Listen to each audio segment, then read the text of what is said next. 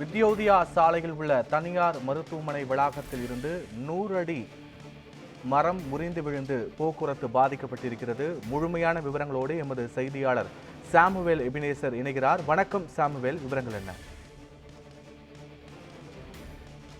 சென்னை தியாகராஜ நகரில் இருக்கக்கூடிய வித்யோதயா சாலையில் 1 மற்றும் 2வது தெருக்களை இணைக்கக்கூடிய அதாவது வீதியில் 100 அடி உயரம் கொண்ட மரம் ஒன்று தனியார் மருத்துவமனை வளாகத்திலிருந்து முறிந்து சேதம் ஏற்பட்டிருக்கிறது. குறிப்பாக இந்த மரம் முறிந்ததால் சாலை ஓரம் நிறுத்தி வைக்கப்பட்டிருக்கக்கூடிய இருசக்கர வாகனங்கள் முற்றிலும் சேதமடைந்திருக்கிறது. அந்த மருத்துவமனைக்கு எதிரே இருக்கக்கூடிய பெண்கள் விடுதி மேலே இந்த மரம் மற்றும் கிளைகள் விழுந்ததால் உள்ள இருக்கிறவர்கள் மிகுந்த அச்சத்துடனும் பயத்துடன் வெளியே இருக்கின்றனர்.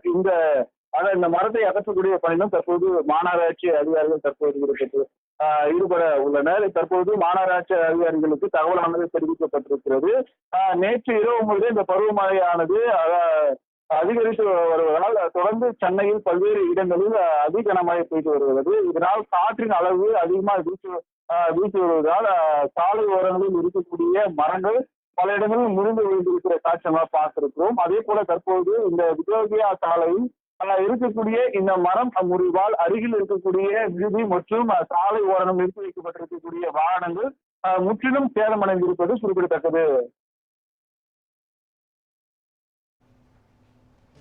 விவரங்களுக்கு நன்றி எபினேசர்.